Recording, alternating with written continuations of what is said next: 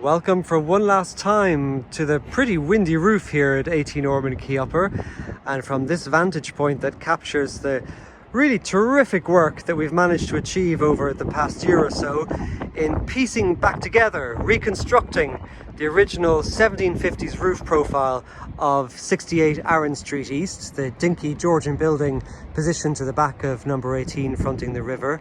And so much of this is thanks to the support of the grant assistance of the Historic Structures Fund that has part financed this work, and it's also thanks to our design team, Lots Architecture and Urbanism, our main contractor Cranog Roofing, our subcontractors McGee Conservation, and also our structural engineers Coughlin Engineers, that we've managed to achieve a very authentic reinstatement of this distinctive Dublin roof type of the mid-18th century. Roofs were much steeper in Dublin at that time, in the late 17th and the early 18th centuries, right up until the 1760s and 1770s. When you compare the roof with number 18 at the front, built in the 1840s, you can see how much shallower and to some degree more graceful the roof is compared with this steep 45-degree profile that was common a century earlier. And it's through evidence-based research that we were able to do this.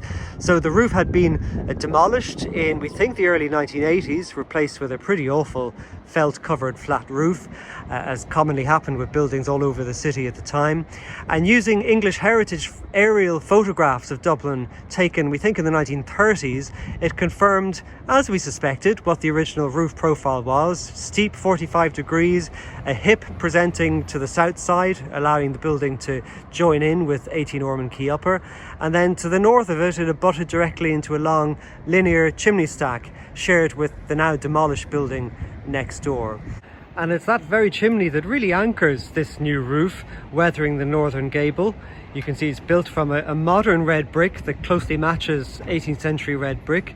You can see it's laid in a garden wall bond, which was usually used for the building of chimney stacks. And then up close you can see there's a nice flush joint, an Otterbein lime mortar mixed with a coarse aggregate, which gives lovely interest and texture up close, for the seagulls at least.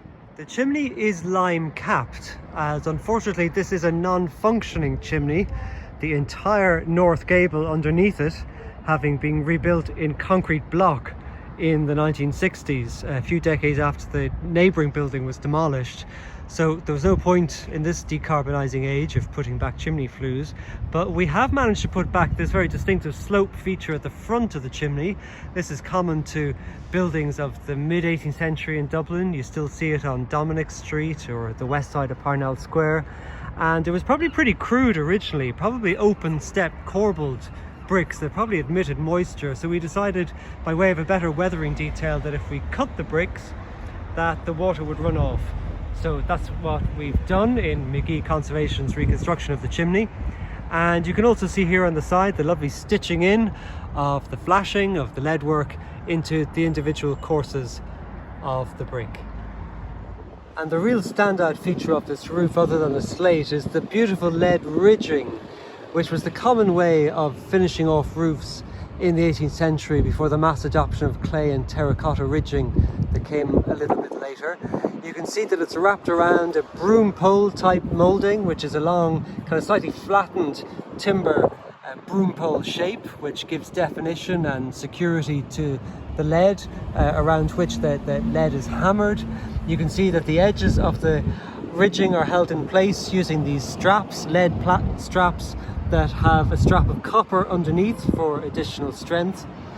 And the other lovely detail that Cranog came up with, because again we didn't want the more proprietary, usually plastic vents that are put into roofs, they devised these lovely bespoke lead boxes which provide essential ventilation to the inside of the roof structure. And of course the standout feature of this roof are these beautiful Welsh Penrhyn slates, blue bangers as they're known, that have been used for hundreds of years for roofing Dublin's buildings and many buildings around Ireland as well. These are 12 inches by 20, which is a fairly standard dimension for domestic roofs of this kind. They're pre-drilled, they're hammered in place using copper nails, and they're set out on a formwork of double battening, which allows very critical cross ventilation horizontally and vertically within the roof structure itself, so that insulation applied on the inside does not interfere with the airflow within the roof, so preventing the buildup of moisture. And you can see underneath we have this lovely reconditioned 19th century roof light, which Lamb's Tongue, the window specialists, shot blasted back for us. They primed it, they repainted it, and double glazed it as well, so it has decent thermal performance. And you can see up at the top there as well the original dimensions, 16 by 24. And even though the ridges are formed from lead on this roof, the parapet gutter at the front and this valley gutter here at the back in fact are moulded from copper. And one of the benefits of copper is that you can achieve much longer runs than you can with lead, so there's fewer joins, and in fact in this one, going all the way out to the outlet at the front, there's just one joint in the middle, so there's less risk of any problems down the line. We have a lovely new cast iron gutter here as well on the back of 18 Ormond Quay, complete with nice rise and fall brackets, that traditional detail for exposed eaves. So that's about our lot for here for now. It's about the last time we'll see the roof before the scaffolding comes down. Our next video tour will have a look on the inside and give you a taste of the structural acrobatics that are holding this whole thing together. So talk to you then.